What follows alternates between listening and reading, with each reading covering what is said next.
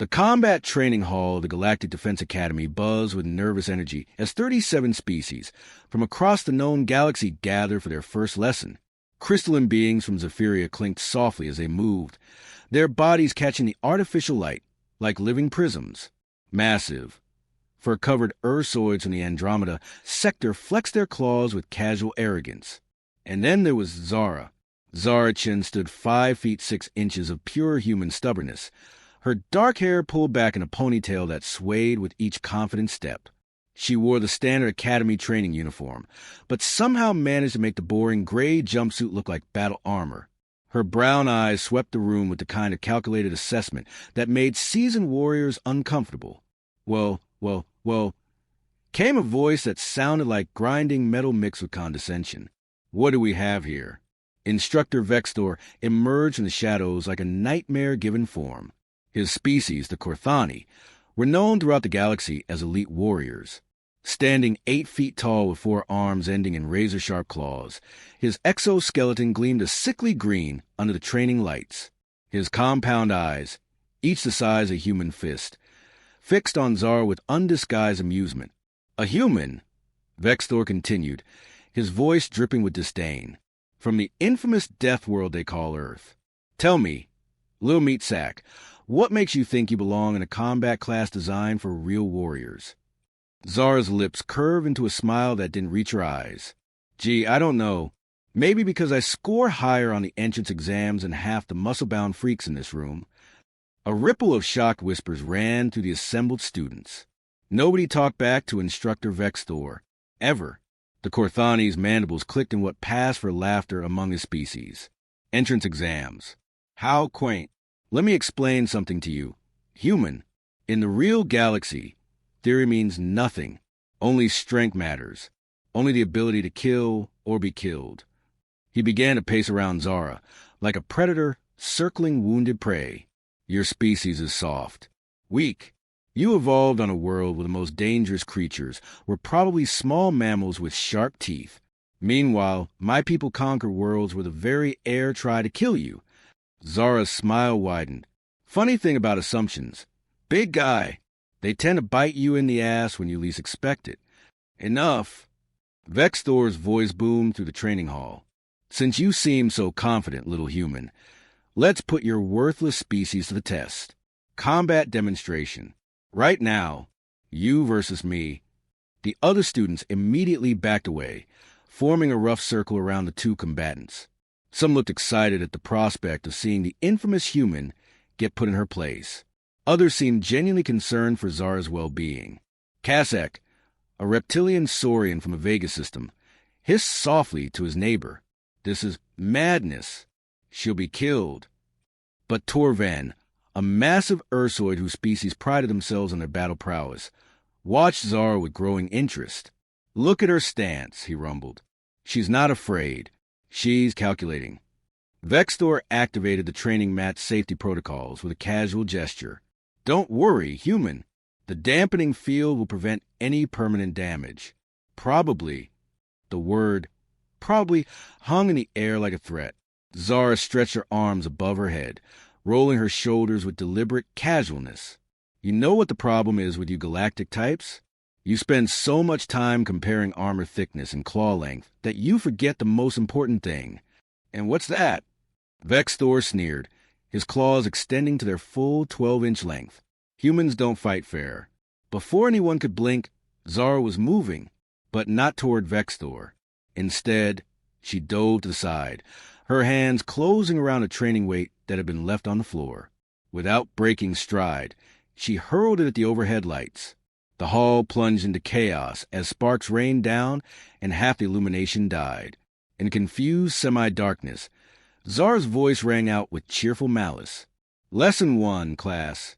Humans evolved in a world where everything wanted to eat us. Lesson 2, we're persistence predators. Lesson 3, we're really, really good at improvising. Vex'thor spun around, his compound eyes trying to track movement in the shifting shadows. Coward. Face me like a warrior. Oh, I am. Zara's voice seemed to come from everywhere at once. You just don't recognize human warfare when you see it. A training dummy suddenly flew out of the darkness, slamming into Vex'thor's side. He stumbled but recovered quickly, his claws slashing at empty air. Tricks and deceptions. Is this what your species calls combat? Nope, Zara said, and this time her voice was right behind him. This is what we call Tuesday. The human had somehow gotten behind the massive alien without making a sound, but instead of attacking, she was holding something in her hands. Something that made several of the watching students gasp in recognition. You know what this is? Zara asked conversationally, holding up what looked like a simple piece of metal pipe. Emergency fire suppression system manual release. Fascinating piece of technology, really. Designed to flood a room with flame-retardant foam in case of emergency. Vex'thor's eyes widened in understanding just as Zara pulled the release. Thick, white foam erupted from hidden nozzles throughout the training hall. Within seconds, everything was covered in a slippery, vision-obscuring mess. The other students coughed and spluttered as they tried to see through the chaos. You insane primitive. Vex'thor roared, his claws finding no purchase on the foam-slick floor. This is cheating. This is survival, Zara corrected, her voice now coming from yet another direction. See, you think combat is about being the biggest, strongest, or fastest. But humans learned a long time ago that the smartest fighter usually wins. A rope, probably taken from the gymnasium equipment, suddenly wrapped around Vex'thor's legs. The alien instructor crashed to the ground with a tremendous thud that echoed through the hall. Impossible, he snarled, trying to get back to his feet on the slippery surface. You're just a human. A weak, pathetic human. Yeah, about that, Zara said, and suddenly she was there, standing over the fallen instructor with her hands on her hips. You want to know why Earth is called a Deathworld? Vex'thor looked up at her, foam dripping from his exoskeleton, his dignity as shattered as his confidence. It's not because we're the apex predators, Zara continued, her voice taking on a lecturing tone that would have made any Earth teacher proud. It's because everything else on our planet is so dangerous that we had to get really, really good at killing things that were bigger, stronger, and faster than us. She gestured around the foam-covered training hall. Poisonous spiders the size of dinner plates. Sharks that can bite through steel. Bears that weigh half a ton and can run 30 miles per hour. Venomous snakes that can kill you in minutes. And that's just the stuff we consider normal wildlife. The foam was beginning to settle, and the other students could see more clearly now. What they saw made several of them step back in shock. Vex'thor, the legendary combat instructor, was flat on his back, thoroughly defeated by a human girl who looked like she could be knocked over by a strong breeze.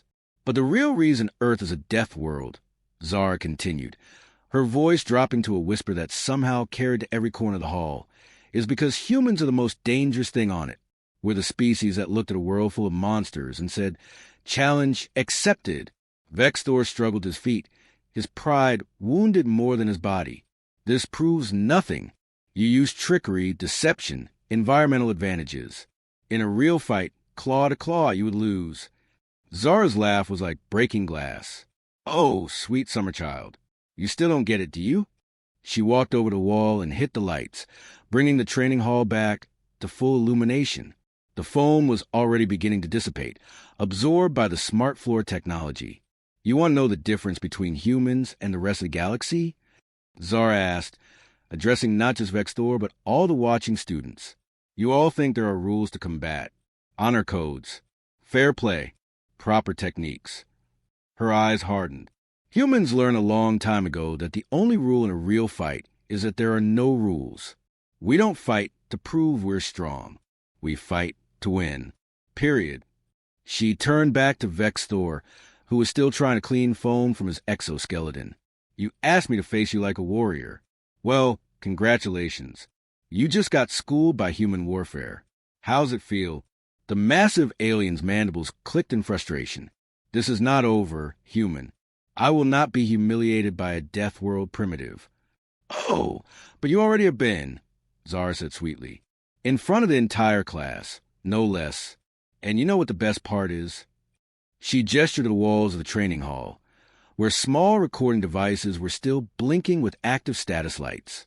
The whole thing's been recorded for review by the Academy administration. I'm sure they'll be very interested to see how their elite combat instructor got taken down by a weak, pathetic human. Vex'thor's compound eyes fixed on the recording devices, and for the first time since entering the hall, he looked genuinely worried. You see, Zara continued, her voice now carrying the satisfied purr of a predator who had just caught her prey. Humans might be new to the galactic community, but we're very fast learners. And one thing we learned really quickly is that your fancy honor codes and warrior traditions make you predictable. She began walking toward the exit, but paused at the door to look back at the stunned group of students and their thoroughly humiliated instructor. Class dismissed, I think, unless anyone else wants to test the weak human theory. The silence that followed was deafening. As Zara walked out of the training hall, she could hear the whispered conversations beginning behind her. Some of the students sounded impressed. Others sounded terrified. And Vex'thor sounded like he was planning something.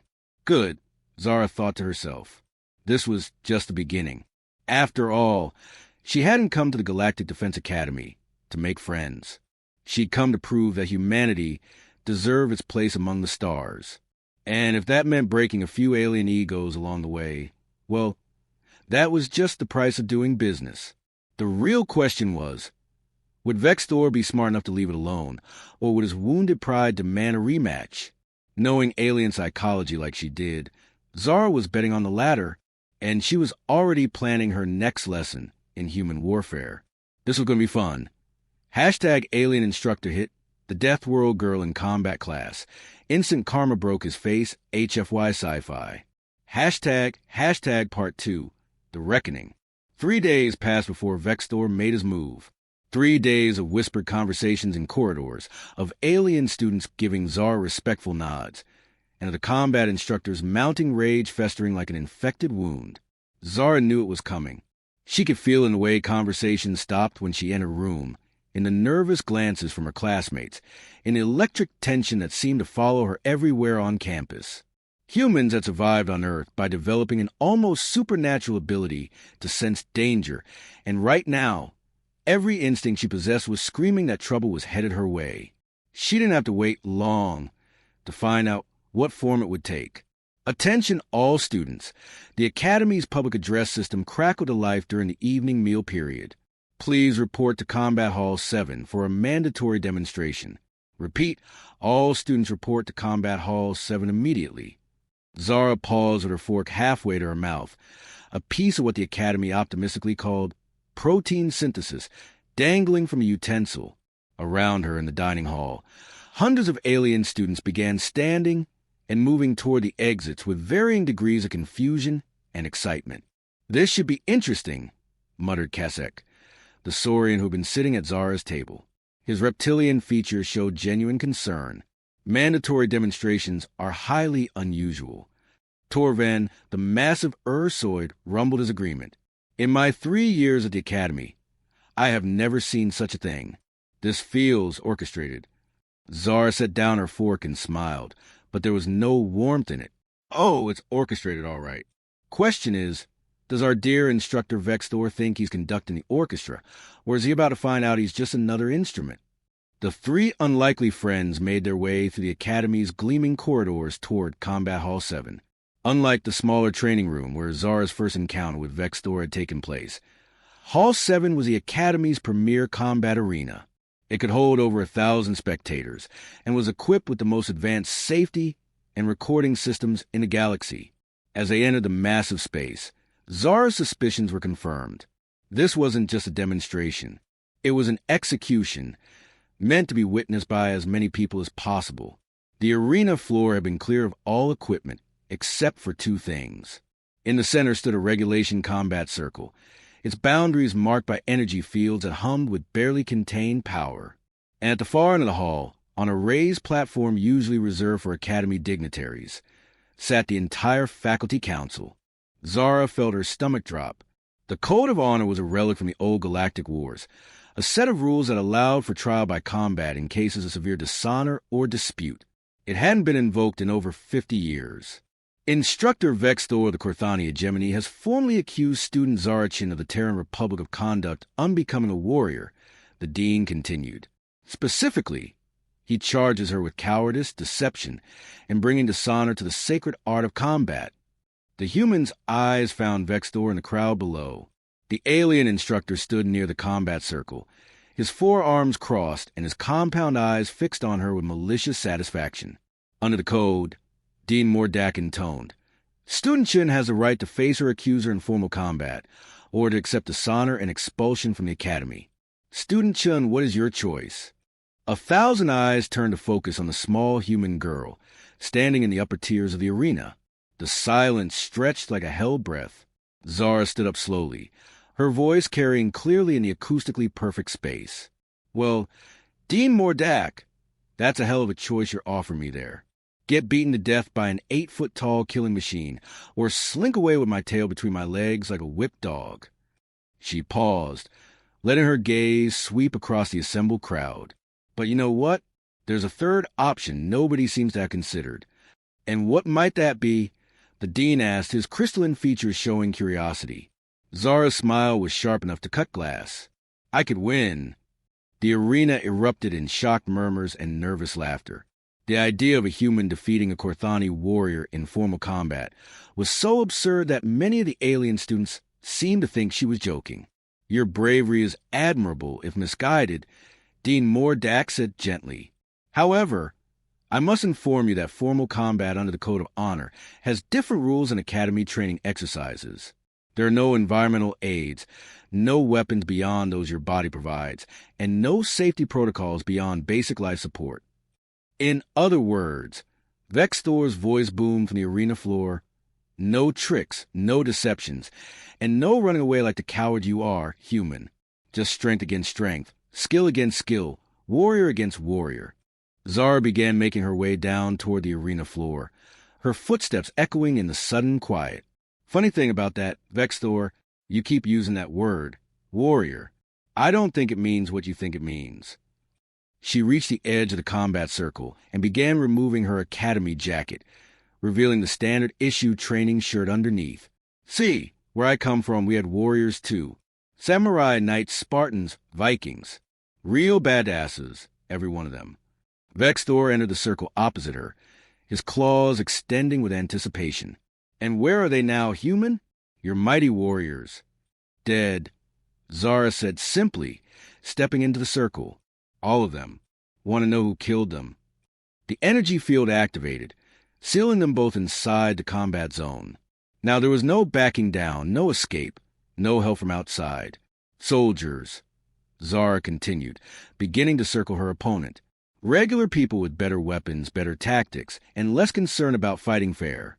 See, warriors are all about honor and glory and dying beautifully. Soldiers are about winning and going home alive.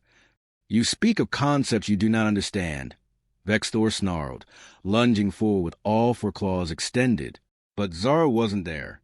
She had dropped to the ground and rolled aside, coming up in a crouch behind the alien. "Guess which one I am." Before Vex'thor could turn, Zara's legs swept out, catching him behind the knees. The massive alien stumbled but didn't fall, his natural balance too good for such a simple takedown. "Pathetic," he sneered, spinning to face her. "Is this the best your species can offer?" "Oh, sweetie," Zara said, backing away from his reaching claws. "We're just getting started." What followed was unlike anything the assembled students had ever seen. It wasn't the graceful, formal combat they were used to watching in academy demonstrations. It wasn't the brutal, straightforward violence of gladiatorial combat either. It was something entirely different, something uniquely human. Zara fought like water, flowing around Vex'thor's attacks, never where he expected her to be. She used his size against him, staying low and forcing him to bend down, throwing off his balance. When he tried to corner her, she went under his legs. When he tried to grab her, she twisted away from his grip like smoke. And all the while, she kept talking.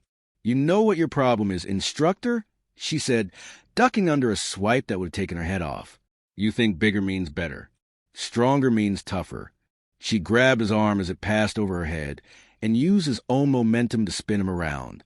But humans learned to hunt mammoths with pointy sticks. We brought down saber-toothed tigers with rocks and teamwork. Vex'thor roared in frustration, his attacks becoming wilder and less controlled. "Stand still and fight like a warrior." "No, thanks," Zara replied cheerfully, weaving between his claws like a dancer. "I'll fight like a human instead." The crowd was beginning to murmur with amazement. What had started as what seemed like a hopeless mismatch was turning into something else entirely. The human girl wasn't just surviving. She was making the legendary Korthani warrior look clumsy and foolish. "This is impossible," someone whispered in the stands. "She's just human." "That's what makes it possible," Torven rumbled to his neighbors. "Look at her technique. She is not trying to overpower him. She is waiting for him to defeat himself." And that's exactly what was happening. Vex'thor's rage was making him sloppy. His attacks were telegraphed, his movements predictable. And with each failed attempt to land a blow, his frustration grew. "You cannot run forever, human," he bellowed, his exoskeleton beginning to show stress cracks from his exertions. "Don't need to run forever," Zara panted, sweat beginning to show on her forehead. "Just need to run longer than you can chase." It was then that Vex'thor made his fatal mistake. In his fury, he reared up on his hind legs to bring all four arms down in a devastating strike that would have crushed a battle tank. Zara smiled. Instead of dodging away, she stepped forward inside his guard and drove her elbow up into the soft joint where his exoskeleton plates met at his throat. The sound that came from Vex'thor was unlike anything most of the spectators had ever heard. It was part wheeze, part gurgle, and entirely the sound of someone who suddenly couldn't breathe. The massive alien crashed backward, his arms windmilling as he gasped for air. Zara followed him down, her knee finding the same weak spot her elbow had targeted moments before. "Here's the thing about exoskeletons," she said conversationally, her voice carrying clearly through the arena's perfect acoustics. "They're great for protection, but they have joints, and joints are always weak points." Vex'thor tried to speak, but only managed a strangled hiss. "And here's the thing about humans," Zara continued, standing up and dusting off her hands. "We spent thousands of years figuring out how to kill things that were bigger, stronger, and better armed than us. It's kind of our specialty." She looked up at the stunned crowd in the stands, then directly at the faculty platform where Dean Mordak sat in crystalline silence. "Oh, and one more thing," she called out, her voice echoing through the hall. "Humans don't fight for honor. We don't fight for glory. We fight to protect the people we care about." Her gaze swept across the assembled alien students, many of whom had become her friends over the past months. "So if anyone else wants to question whether humans belong in this academy, whether we deserve our place among the stars, or whether we're tough enough to stand with the galaxy's warriors, please, step right up." The silence that followed was absolute. Dean Mordak's voice finally broke the quiet. "The challenge has been answered. Student Chun is declared the victor. Instructor Vex'thor, report to Medical Bay immediately." As the energy field deactivated and the crowd began to disperse, Zara helped the still gasping Vex'thor to his feet. The alien looked at her with something that might have been respect mixed with fear. "How?" he wheezed. Zara grinned. "Easy. You fought like a warrior. I fought like a human." As she walked out of the arena, surrounded by chattering, amazed alien students, Zara couldn't help but smile. She'd come to the academy to prove that humanity deserved its place in the galaxy. Mission accomplished. But more than that, she'd learned something important. It didn't matter that humans weren't the strongest or the fastest or the most naturally armed species in the galaxy. What mattered was that they were human. And that, as it turned out, was more than enough. The Deathworld girl had taught the galaxy a lesson they wouldn't soon forget. When you mess with humanity, you don't just get the horns. You get everything we learned from 10,000 years of surviving on the most dangerous planet in known space. And that, as Instructor Vex'thor could now personally attest, was more than any alien bargained for.